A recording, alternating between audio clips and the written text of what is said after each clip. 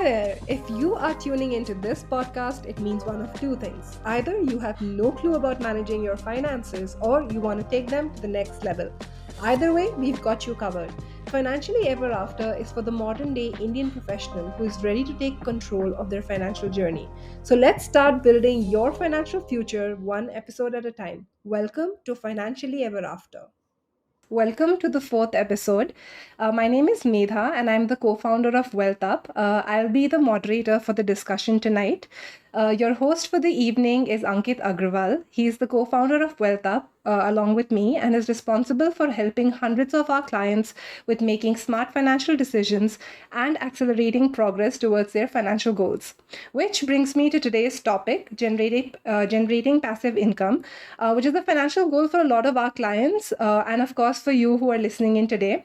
My first guest is Hema Anirudh. She's a nutrition coach from Bangalore, and she quit her corporate job to pursue her passion for health and wellness. She told me that her mantra is discipline over motivation, and she applies that not only to her fitness goals but also to her financial goals.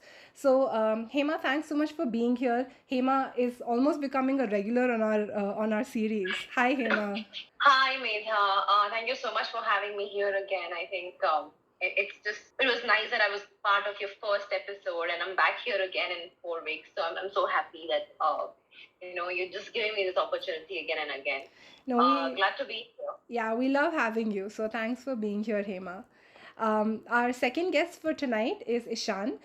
So disclaimer, Ishan is one of our clients. He started working with us 2 years back, and we actually got connected over a post on Facebook, and we've kind of known each other and grown our relationship over this last 2 years. So Ishan is actually in a very interesting profession. He's a first mate, and he works on a 34-meter sailboat. Which means he gets to do a lot of the fun diving and kite surfing stuff at his job. But I'm sure that it also includes a lot of boring things as well. So, hi Ishan, where are you joining us from? Hi, Medha, and hi, everyone. Lovely to be here. Thanks for having me. I am right now joining you guys from Spain.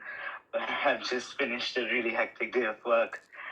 So this is lovely, and thank you for having me. Thanks, Ishan. You're already sailing to all the exotic locations that a lot of people are dreaming to sail to. So that's great. All right, so let's get the conversation started. Ankit, why don't we start with you? And, if you can just walk us through what is passive income and, perhaps what is or how is it different from active income? Sure, Medha. So there are two categories of income, active income and passive. And as the name suggests, active income comes from active effort that is putting your time and effort almost every day. Okay, so passive income comes passively. That means with very little effort, almost no effort every day, but little effort from time to time, just to manage your investments and, the assets that are generating passive income for you. Okay, and now passive income opens up a number of choices for you. It doesn't necessarily mean that you have to stop working because the definition of retiring is changing, right? It's no more like, okay, I'll be sitting, with my friends or family on my porch and reading newspapers, sipping tea and all. It's more about, the ability to do whatever you want to do without having to worry about your regular financial needs. Right.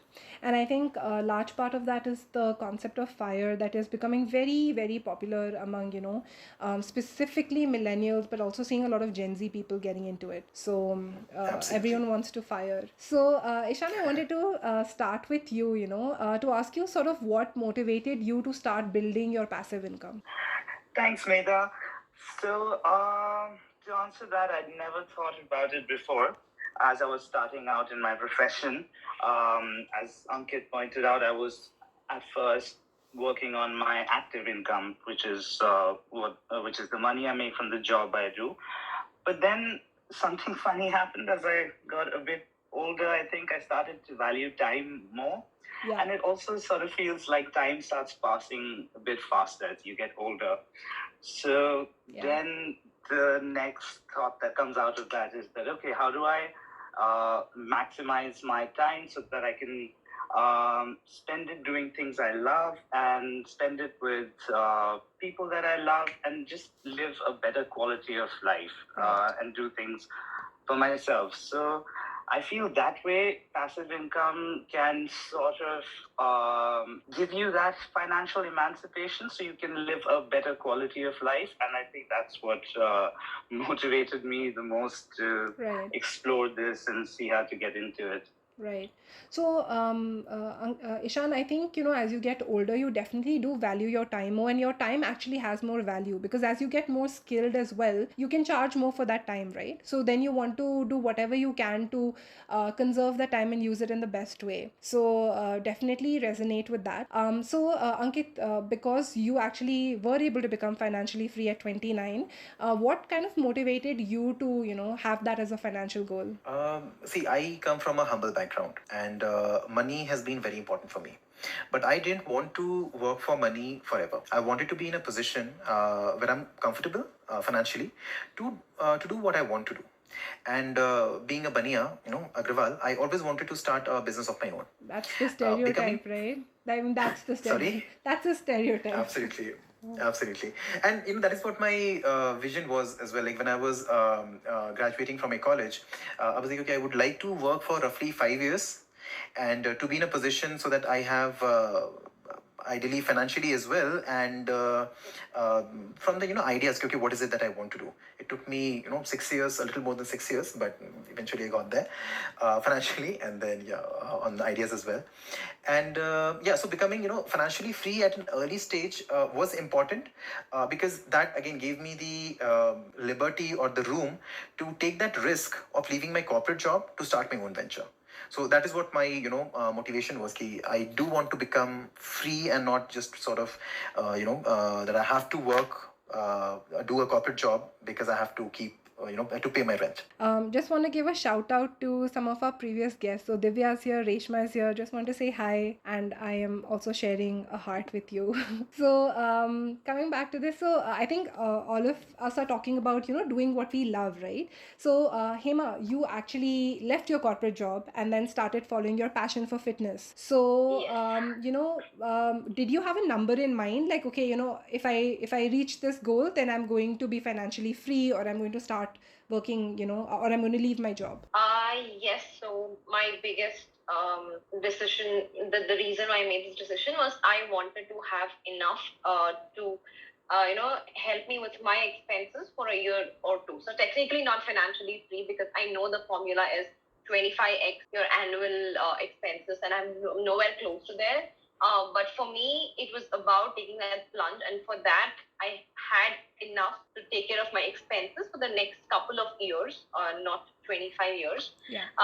So yeah, that's where I decided that yes, I can take this risk of leaving a stable income job and doing something that I love so much and I'm so passionate about. Right. So it's interesting, Hema, that you bring up this equation, right? So Ankit, Yeah. like we've kind of come across this. I went, doing research for this episode.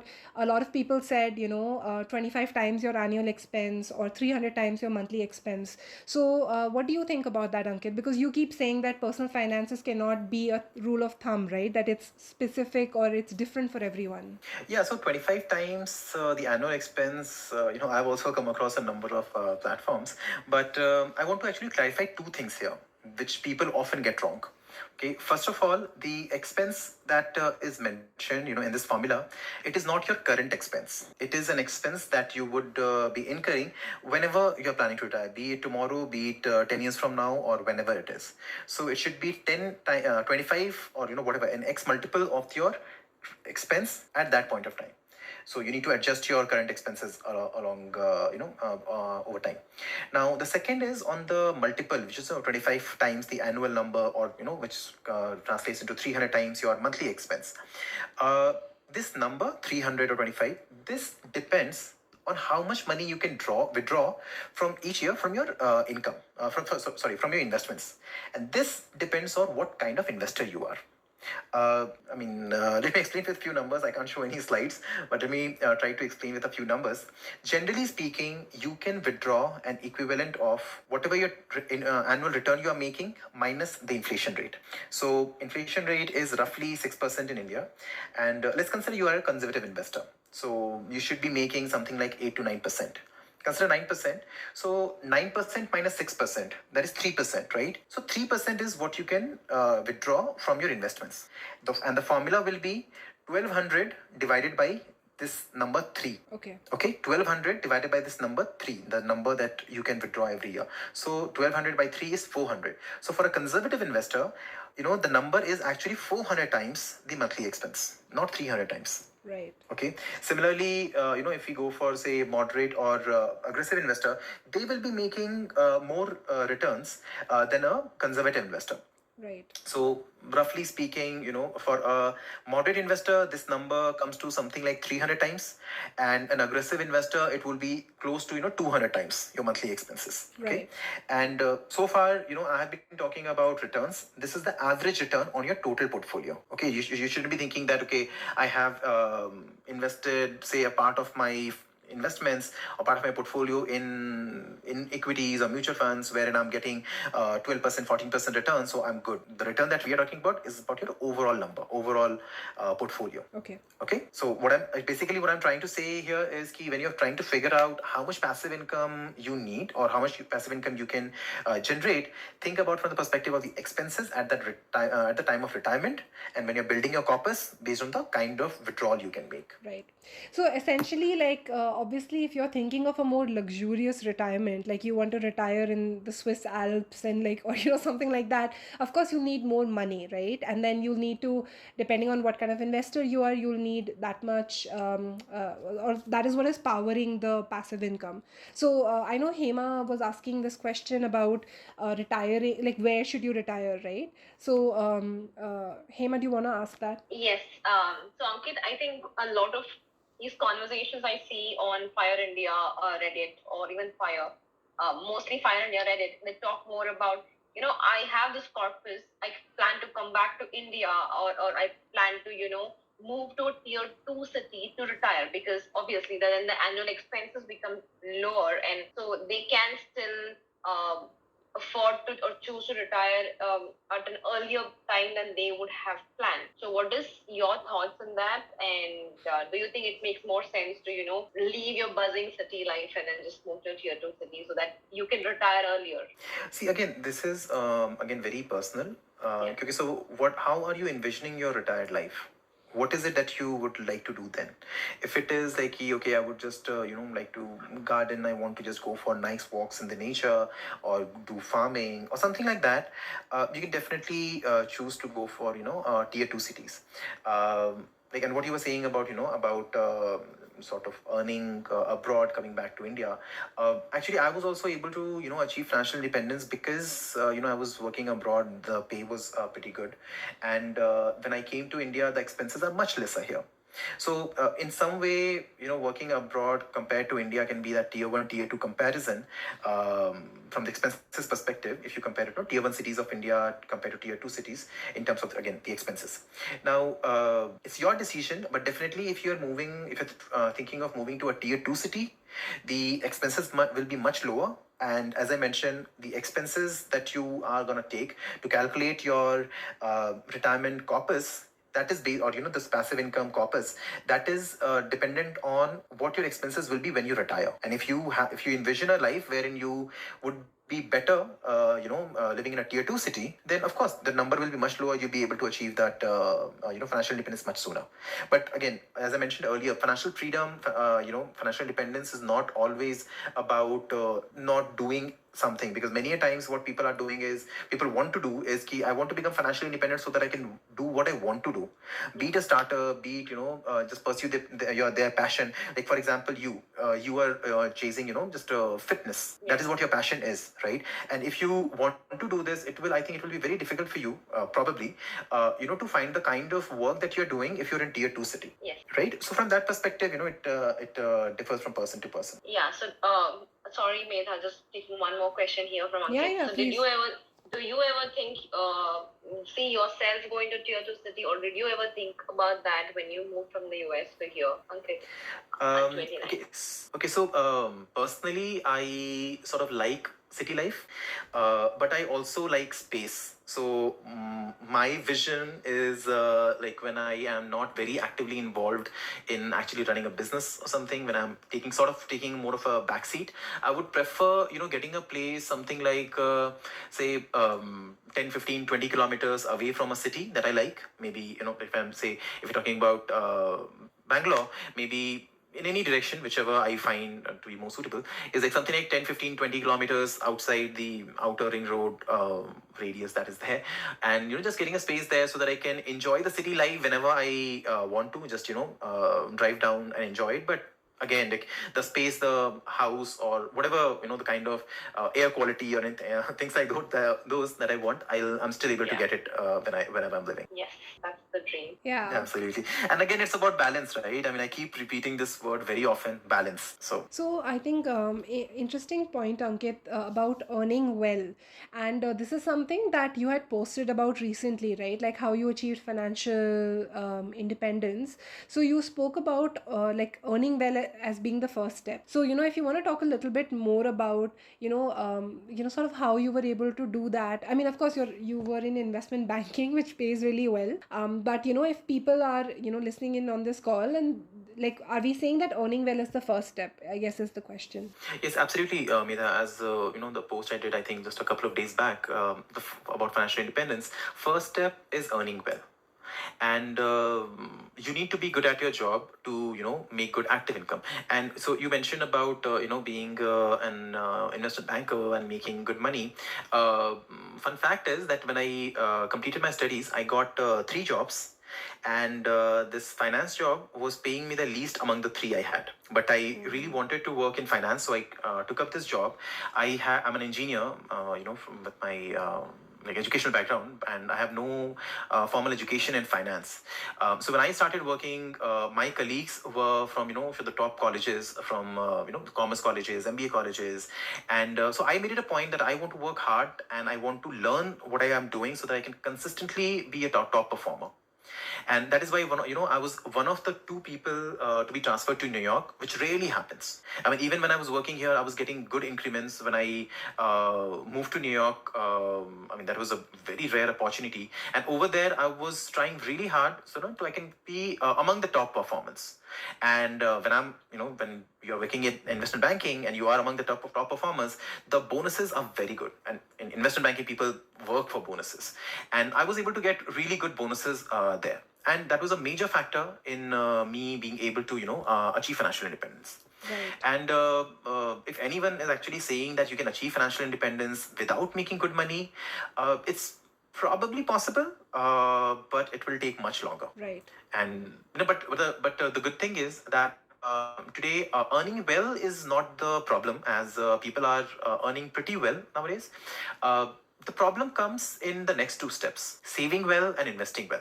So actually, Hema, I would like you to share your experience with saving, because again, it helped you leave your corporate job and follow your passion for fitness. So I would like to hear your story. Yeah, so thanks, Ankit. So I started, I think, episode 1, I talked about how I started investing at the age of 21. I mean, I started almost at 18, but that is not an investment because I had my first PPF at the age of 18 when I got some amount of scholarship and I did tuition. So back in college, and then actual mutual funds is when I started a small amount of SIP at the age of 21, and then I just saved. I think I used to feel, to be very honest, I used to see weekends people coming out with these big shopping bags. I used to stay very close to Phoenix Market City in Bangalore. I used to see them with these big shopping bags, and I used to feel like, hey, why don't I have that life? And I used to feel horrible, right? Because there's so much of this peer pressure to look a certain way, feel a certain way, and people taking Europe trips in their 20s. And but I somehow kept going on because I wanted to build that life for myself, and that enabled me to get married with my own money. I didn't ask anything from my parents, and having done that within like a year and a half and 2 of getting married and spending a lot of money there. I mean, I wish COVID came sooner. Unfortunately, I got married a little later. Yeah. That's not. We don't want COVID. COVID came. So anyway, so if I got married a little later, I would have saved lakhs of money. Yeah, Indian weddings are So big. yeah, you had a COVID wedding, right, Megha? No, just before COVID. So we also had a Yes. big wedding. Yeah. So, and I could do this because now when I look back, I'm like, I don't care either. I didn't buy high brand shoes and clothes, but I saved, and that enabled me to take this decision where quitting a corporate job, a very well-paying corporate job, is not an easy decision, right? It was about my future, and taking this people thought I'm taking a break from work, but I knew I'm never going to go back. So that is because I did this. I put on every month. I did SIPs, no matter what. It was always savings first, expenses next. That's a strategy I loved following, and I still follow. And I always create this list of things I want to buy. But then only when they turn to a need do I buy them. And when it becomes a want, like yes, obviously I'm a human, so I would want to buy something. I still wait for a month before I order something, so that it's not impulsive shopping or impulsive buying, and that has kept me going till now. So hopefully I'm doing something right. Yeah, no, absolutely, Hema. That's super inspiring. And also the fact that you started in college, right? That's the time when you feel peer pressure the most. So I think Absolutely. that's amazing. I want to ask Ankit as well because you mentioned branded shoes, and Ankit, like, you have a slightly different way of looking at this, right? Because you actually bought branded things and kind of did that as well. So Yeah, so actually, what Hema mentioned about, being sort of being disciplined and not giving in to the peer pressure, that is actually very important because that can also be a slippery slope. And there can be small things initially and, small expenses you may think it may not matter. But, and actually, I've come across on LinkedIn quite often, I've seen key people posting key, okay, that $5 per day of Starbucks is not going to make you, if you save that, it's not that it's going to make you rich. I feel that, of course, it's not that one action that will make you rich. It's about the mindset of frugality. And I just want to be clear, frugality, being frugal is very different for being a miser. Very different. Frugality is being mindful about what expenses you are making and which expenses you're not making. As Hema said, the things that she wants to buy and just figuring out whether you really need it or is going to be just an impulsive purchase, right? yeah. Like just a quick story or incident from my own time in New York is like just right outside my home there was a subway station and that could take me to my office again just almost outside my office, and it would cost me $3 for a subway ride. I never took it, and I was saving more than more than $100 a month, and so that was something that I was not comfortable. Why should I be wasting $100 every month when it's such a lovely walk? But when our trip, to Cancun, Mexico, came up with my friends, I was happy to spend, like over $1,000 over a long weekend. Because over there, I created memories, and it was a conscious decision. Okay, I have wasted, not wasted, actually spent my money consciously, and which actually brought me happiness instead of just small amount of money just getting in a way wasted on small little things. And the thing is okay, saving is very important. Small things add up, and that mindset, but saving alone won't get you there. The next step is going to be investing well, as I covered on my latest last post as well. So investing well is also very important. And actually, Ishan, would you like to share your experience with investing? Ishan, just 1 second before you start. So we are actually at 30 minutes now, almost 25 minutes into the conversation. So if there's anyone in the audience who wants to join, feel free to raise your hand and we will bring you up. So yes, Ishan, please go ahead. Thanks, Ankit. It's actually my story is a lot more different to Hema's, and I actually didn't start investing until I was 25, so I left it a lot later. A lot of that was because of the circumstances. I don't, in the water sports industry, there's not so much disposable income, and I didn't start earning better until later. But then once I got to that point, the next question was, okay, how do I invest? Because this is all Greek to me, and I didn't understand anything. So I started out, watching videos online and making my own making my own assumptions, and yeah, and while it was exciting because it's new and you're learning things and you're putting your money in. But then I sort of made some bad financial decisions, which were based on half understood concepts from videos that I've watched online, and I ended up my portfolio was always in the red, and I actually remember one of the chats I had with Ankit towards about 2 years ago. This is when I got introduced to Wealth Up and to Ankit and to Meda. And I think around the third or fourth chat, I was discussing my financial portfolio and stuff with them. And then I remember showing Ankit how I'm doing, and he just goes shaking his head. So, yeah, I made some very, very bad decisions, but I think certain things you're good at or you're not, and I realized that I'm not good in the world of finance. My skills lie elsewhere, and but you can't ignore it because right, like everyone's been saying, it's so important to invest for your future and be able to get that financial freedom. So that's where I feel like it's just been so great to have Wealth Up and to be able to have a knowledge base like Ankit to help me with this whole journey, because it's otherwise it was I was driving without a direction. So in that way, I'm really, really grateful, and that was sort of how I changed from making bad financial decisions to slowly making better and more knowledgeable decisions. Sure. So, Ishan, it's interesting that you bring up about, different investing and, where your strengths lie, because I think that's one of the things that I see very commonly in people, right? Because actually there is no yardstick, right? Like you don't really know how your investments are performing. So objectively speaking, you don't know unless you kind of talk to someone who can help you figure it out. So, Ankit, talking about investment options, so if you can walk us through what are some of the various things that people can do to start generating passive income. Sure. I mean, a lot of information is available online, but a few of the ways that you can generate passive income is first, of course, being investing in the market. So you can get dividend income as well as capital gain. Next is, of course, everyone has this is money in the bank. So you get interest income, but you need to be careful not to leave too much money in the bank, because essentially you are losing money there by generating very small return.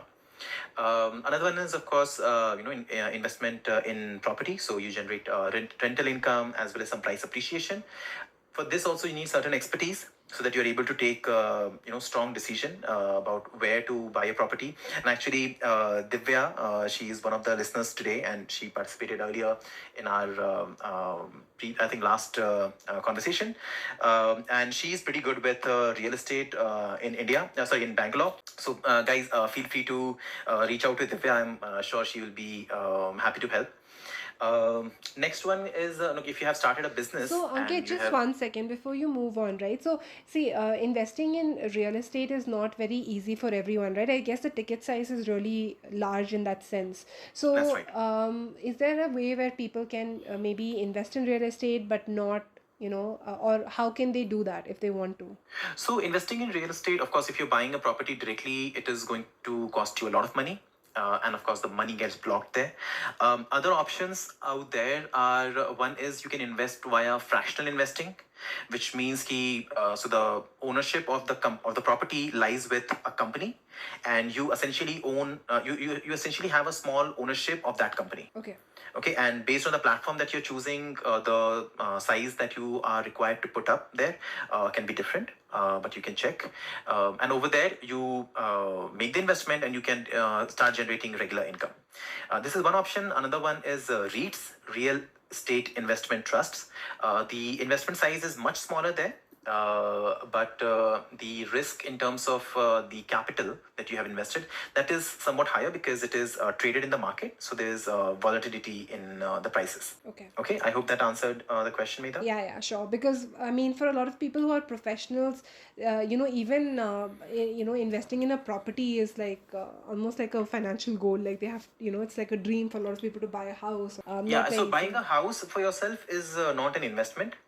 Your primary residence is not counted as an investment because it's not generating any income. And generally speaking, buying a house is not a financial decision, it is more of an emotional decision. Unless and until you are like Divya, who knows ki, okay, this, I should be buying a property here and it will appreciate in some time. Okay, so sorry, you were talking about income stream. So the next one is Yes. Next one is, suppose you have owned a business, you have set up a business, and then you have retired from it. So that business can, keep generating income for you. Another one is royalty income. So if you have created a course, some music, art, written a book, anything of that sort, wherein you have done the work and it can keep generating income for you. Another one, which is sort of a relatively new one for individuals, is sort of affiliate marketing. Wherein you can earn referral income, when someone buys a product or service that you have referred for. Few companies actually offer a referral program wherein you can earn this income over the lifetime. And actually, we are also launching a referral program wherein you can generate lifetime income from the people you refer whenever they transact by us. So we have actually, it's yet to launch. We have opened the wait list.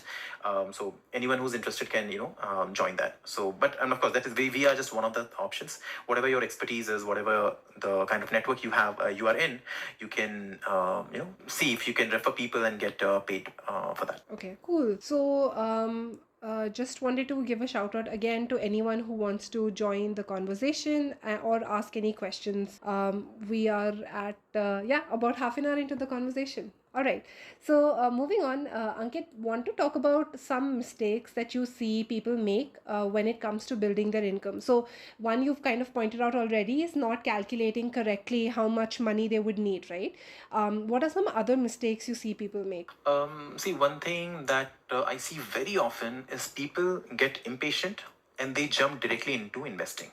Having an emergency fund, having an insurance are critically important. And a lot of people consider insurance is a wastage of money. But you can consider it as a cost to protect your dreams. If you don't have these emergency fund and insurance in place, suppose a bad situation happens, and there is a strong, big amount of money that is needed, and your dreams are out of the window. And this is something that's not kind of unheard of. We all of us have first-hand, experienced things firsthand in the family, or heard of people how things were when COVID hit. I mean, we were hearing news wherein people were literally selling their lands at whatever prices, their properties at whatever prices they could get to pay for the hospital bills, which were in lakhs. So having that is extremely important. And just to make it easier, we have developed a framework called SailCoin to give a structure to your financial planning. You can actually read more about it on our website, or we keep posting it on about it on LinkedIn as well. So that is and as a first step, what you can also do is we have developed a free tool that's called Wealthometer, and using this, you can choose, you can just check how your financial health is. So it gives you a score, and you just gives reality check about where you stand, what are the gaps. So people can feel free to check it out. Before I go to the second one, we have Reshma. I think she wants to ask something. Hi, Reshma. Thanks for joining us. Nice to see you guys again. Hi, Reshma. Hi. As a follow-up to your previous, the what you spoke about, I completely agree about medical insurance. I think that's something that everybody must have. It's not even an optional thing. And I think regardless of whether you're working or not, you should have your own personal policy just to kind of lock in the rates early on in life, so to speak. Absolutely. But what is your opinion on insurance, life insurance funds? So, Reshma, for life insurance, it's like this passive income that you were planning for. Who was it for? Is it for yourself? That's it. As somebody who is, perhaps single, somebody without liability, somebody. Exactly. So, if you're planning that passive income for yourself, and you don't have any dependents today, or you don't even foresee ki in the near term you are thinking of having someone who will be financially dependent on you, there is no point in getting a term life. I mean, just think about You it. can get better returns on like other investment avenues, is what my opinion was. But I just want to get a professional opinion on this. Absolutely. So if you don't have any financial dependence, it doesn't make sense, or today or in the near future, you can't foresee that. It doesn't make sense to take a life insurance. By the way, if you're taking a life insurance, which I'll come to shortly, only get term insurance, okay? Term life insurance. Any other form of insurance is generally pretty bad, okay? We won't be able to. You don't put it into that. It's more like a piggy bank of sorts. For when the death happens and your loved ones can get that income. But probably if you invest it in maybe a safer mutual fund or a safer regular investment channel, they'll probably end up with more money than just that insurance policy, right? So life insurance policy is not for making money, Reshma. Life insurance, term life insurance is only to cover the risk. And just coming to that, please allow me to complete like why or when you should be buying term life. Say either you have dependents today, or you foresee that, okay, in a few years I will maybe get married or will have kids, and there will be people or parents who will be financially dependent on me. Now, if something was to happen to you, this cover, this the policy, life insurance policy that you have bought, whatever the cover is, your nominees will get it. Now consider a situation, a bad one, but consider the situation. Suppose you are making, say, 30 lakhs per year. Roughly 2 lakhs is what you get in hand, and say 1 lakh is all your expenses, 1 lakh is what you're saving and investing very well. And you think the returns are also stellar, and with you're very young, say 22, 25, something like that. No dependents as of now, but parents are there, and they may become financially dependent on you in some time. And so you work for a few years, and unfortunately you met with a demise. Your investment portfolio, say you worked for, say, 3 years, 4 years, so just considering it, okay, so you were saving roughly 1 lakh initially, you started saving more, and you have accumulated, say, approximately 50 odd lakhs in 3 years time, and they are they gave some decent return as well. So something like in 3 years time, they become, say, 60-70 lakhs. And something happened to you, and this is the entire money that is left with your people, your dependents, for their lifetime. Now, the way inflation is going, the way all the costs are going up, medical costs including, medical cost is actually rising more sharply. This money, 60-70 lakhs, is not going to be much. Okay. Compared to another situation wherein you are, say you are 25-ish, and you take a 5 crore cover, term cover. At the age of 25, it should cost you, just a number of other factors come into picture as well. But it should cost you something like 60-70,000 per year. Okay. And even if something happens to you the next day, after you have bought this, after this policy is issued, okay, in that situation you would have probably saved just 1 or 2 lakhs, right? But your nominees, they get that entire 5 CR, which can very well take care of them for their life, or till the time they can become financially independent in the case of child. Sure. I hope that answers the question, but if you have any okay, so you talked about somebody who's early on in life who might get married or have children or whatever. In general, regardless of circumstances, regardless of age, is it a wise decision, number one? And number two, what is the right amount? What would be the amount? So, Reshma, as far as, again, as Medha pointed out very early on, personal finances are very personal. So, one rule can't apply for everyone. I just gave you 2 extreme situations as of now. Okay, and there is a plethora of options in the middle, really, right? Whether you should get it, how much you should get it for, the coverage that you're, for what period are you looking at? Should you be getting it covered for till the time you are 100, till the time you are 40, 60? What should it be? Right? How should the payment be? Should it be in lump sum, or should it get converted into more of an annuity format wherein your nominees can keep getting monthly payments? I get all that. I was just wondering if there are any general rules of thumb with regard to this. No, Reshma, I can't. Particularly, I can't share a general rule on a platform where so many people are listening to, because people may consider okay, this is probably the right thing. But I'll be happy to talk to you one-on-one to discuss this. All right, thank you. Okay, thanks, Reshma. I'll be moving you to listening again. Sure. All right. So, Mitha, on the mistakes about passive income when people are working towards that. So, first, as I mentioned, jumping directly into investments. And second one is something that I am increasingly getting. Exposed to is a lot of people are have this illusion that they are managing their investments very well based on your risk profile. If you are not generating sort of long term returns, the numbers that you should be generating, something like, I'm just giving some thumb rule here, very broad directions. So if you are a conservative investor, you should be generating at least 8-9% per year. If you are a moderate investor, at least 10 to 11% per year. At least, ideally, it should be above 11%.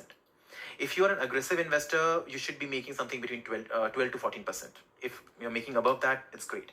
But if you're not able to generate these returns, you need help. Yeah, I think it was very interesting. Hema and I are both part of the WhatsApp community that we have, and we were just asking people, why they invest in PPF, because we specifically talked about how PPF is not a great investment option.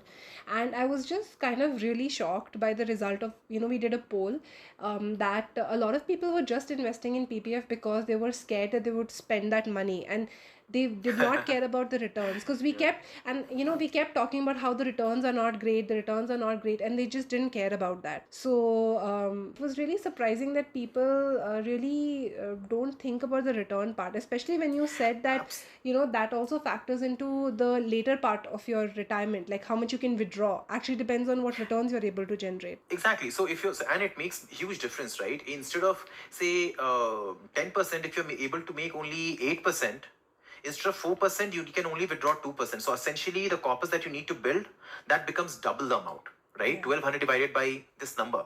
If instead of 4 it's just 2, so instead of 300 it'll be 600. That's a big difference. Yeah. No, absolutely. Yeah. So you need to be aware, about this, and the you can say, I don't know if it is the beauty or what, but people don't even realize this because it's an opportunity cost. It's not that they are paying this loss out of their own pocket. Yeah. They have invested somewhere, and instead of 10%, 12%, 15% return, they are generating 7, 8%, 9% return. They don't understand, okay, there is an opportunity cost. They could have been making much more. Yeah, so that's the funny thing, right? Like people want to invest and they are not optimizing their portfolios, they're not thinking about the return, but they're like, okay, this is for my retirement. So that is, it doesn't make sense. So Hema, just wanted to ask you, right? Like, so what are some mistakes that you maybe have made yourself or that you see others making? Yeah, so one of the biggest things is FOMO, right? And I think we were discussing about this offline. Yeah. And people have this fear, they see some tweet or they saw someone's story about how someone became rich overnight because a stock just went up, or say some crypto gave them like crazy returns, and everyone wants to jump into that bandwagon at that point. Yeah. And because they also want to repeat that same success, and people take advice, people buy the same stock when it has gone on social media. Yeah. And I do believe that if someone asks you to buy something or invest in something on social media, then saying and claiming that you will get rich, they are not doing it at the goodness of with the goodness of their heart.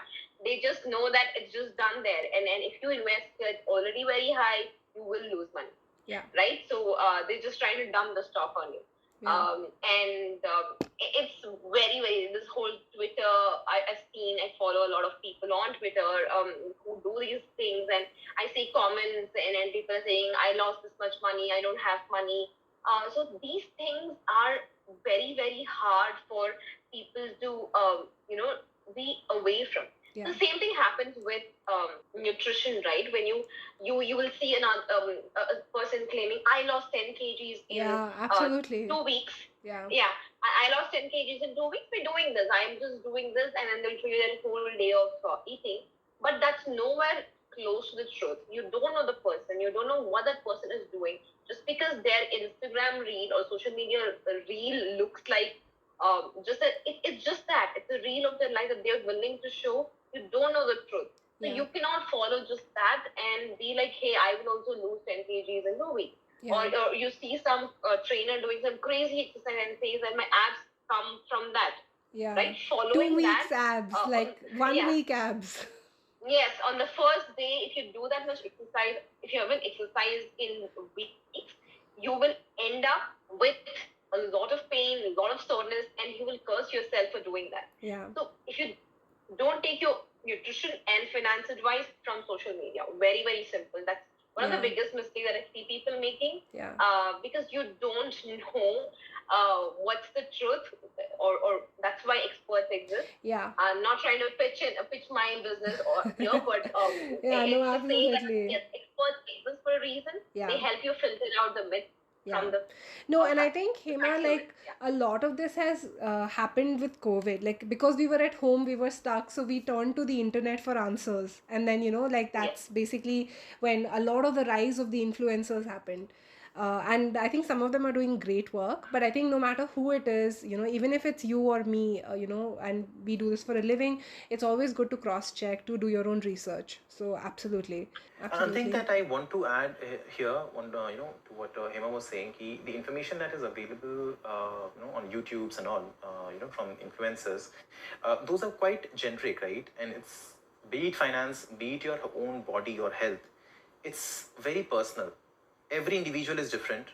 Yeah. Every the needs, the body, the financial goals, the physical goals are different. So they have to be customized to that person. Yeah. You can't just directly pick it from online that someone else is doing it and I'll start doing the same. So, Ankit, what do you think is sort of the, let's say that the game plan, right? Like now we've kind of come towards the end of the call. So for all the people who are still listening, they want to generate passive income. What is the game plan? How do they go about doing it? See, first of all, very first step, figure it out if it is a dream or a goal. Yeah. Whatever the number is, whatever you're thinking of doing, okay, I want to become financially independent by this age. Is it just a dream or a goal? Because if it is a goal, then you will be working towards it. Yeah. Okay. And if you want to work towards it, that is when you need a game plan. Yeah. And as far as as I told about mentioned earlier, I mean, we have developed this tool. You can take, first of all, in any journey, you need to understand where you are before you can start the journey. Yeah. And we have tried to develop this tool. It's a free tool. You can people can go and just answer a few questions so that they can identify where the gaps are. Yeah. And after that, when you're building, just doing your financial planning, do it in a structured manner. And if needed, take help from whoever you rely on. But just make sure that that person actually knows what they are talking. It should be someone just because one thing is if you're taking advice from, say, your parents or one of your relatives who are one generation above yours, the thought process can be very different. They'll have the best interest, hopefully, and most likely they'll have the best interest in mind, in their heart. But world has evolved, so they should also be in a position wherein they should be able to guide you in a way that works for you. Yeah. So just have that structured approach. Some amount of discipline is absolutely needed. Actually, a lot of discipline. As Hema mentioned, discipline over motivation. Yeah. Right? That is important. Right. So it's not that easy, like all of these people claiming to, make multiple sources of income. I think it does require a lot of hard work, discipline, and saying no to a lot of things, because otherwise it's not going to happen. All right, so we're kind of coming to the end of the conversation. I would really love if, Hema and Ishan, you could kind of summarize what this past hour has been for you, what, has been your key learning or takeaway, because I'm sure everyone will, benefit from that. So, Hema, do you want to start? Yeah, of course. So one of the things that I liked what Ankit talked about is the multiple sources of income. Yes, that's something I've been personally working on, and it helps a lot because as salaried people, we just forget how to do that. We're so engrossed when you are salaried, when you have a job. So trying to see how you can do it actually helps. Maybe find that free time for you and do something while doing your job. Try either investment or something that gives you that side extra income. Yeah. That'll help you whatever goal you have much earlier. And who doesn't want to retire at 30 or 40, right? Yeah. All of us want to. Gone is the time when we retired at 50. because our parents did that. So let's all try to retire at 30. But at the same point, don't be pressurized, because that's what I see so much on Fire India Reddit. People feel so bad in comments because there are people saying, "Hey, I have these many crores as corpus. This is as corpus. I'm very scared. Can I fire?" And the other person is like, a 20 to 23-year-old is speaking out saying, "When will I get to that money?" They don't see the compounding game at all. So patience is very, very important. So just magic of compounding for nutrition, for fitness, for investment. Everything is the same. Just work, be consistent, put in the effort, and you'll see it compound over years. Yeah. No, thanks for that, Hema. What about you, Ishan? Any closing thoughts? Absolutely. Thanks, Medha. So yeah, lots of things to think about and very interesting points. So just some of the things that stuck with me is, like Ankit was talking about frugality before, and just a minute ago when we were speaking about what is that number that you're working towards that will and whether it's a goal or a dream. So I think that's really important, because it's firstly very important to just sort of analyze or sort of figure out what kind of life you want to live, and what is that number where you can stop and say that, okay, I'm happy with this, and then work back from there. So that's different for different people. I personally don't want to own a Mercedes, but I do want to have a few kites and a little bit of place by the beach where I can go kite surfing, and those are my goals. So from there, it's easier to work back, and then it's easier to be frugal, because I feel like then you know that, okay, I would like this new fancy car, but that's not really what I'm going for. And to me, personal finance, passive income, active income, like all of this is just the tools to live a good life. And as everyone said, listen to the experts. Compounding is good, but I think in the end it's about living a good life, and passive income is, I think, one of the easiest ways to be able to make your time your own. And it's good to have all these things in your mind, so you can sort of work towards it.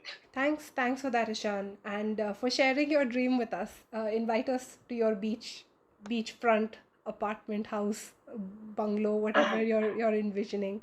Absolutely. Yeah. Ankit, closing thoughts from you? As I mentioned earlier, first of all, figuring out, okay, what is it that you want, and if it is a dream or a goal, and just doing some calculations, working backward, as Ishan said, and essentially, this is achievable. It is not. Don't think that this is way beyond your reach. You just need to plan it properly and work towards it in a disciplined way. There will be people who will be able to be very disciplined, save a good portion of their income, and be very aggressive about generating this passive income. They will be able to achieve this financial independence sooner than people who want to do that, but they don't want to be so frugal. Okay, but to each his own. So it's your own journey. Don't feel the pressure that just because someone else is doing it, I have to do it the same way. Because it's also important to enjoy the journey. Be happy, because otherwise, if you're pushing yourself too much, it won't be sustainable. Right. So find that balance which works for you, and it's going to be very unique. It's just yours. So it's going to be very unique. Find that balance, and then go from there. Just have a plan, and then just follow it diligently. Perfect. And we're right on time. Thanks so much, Hema, Ishan, for your time. Thanks, Ankit, for sharing your knowledge with us. Thank you, all the listeners, for being with us this past hour. We really enjoyed this conversation. Thank you, everyone. Thank you, Hema. Thanks, Thank you, Ishan. everyone, for staying. Thanks, guys.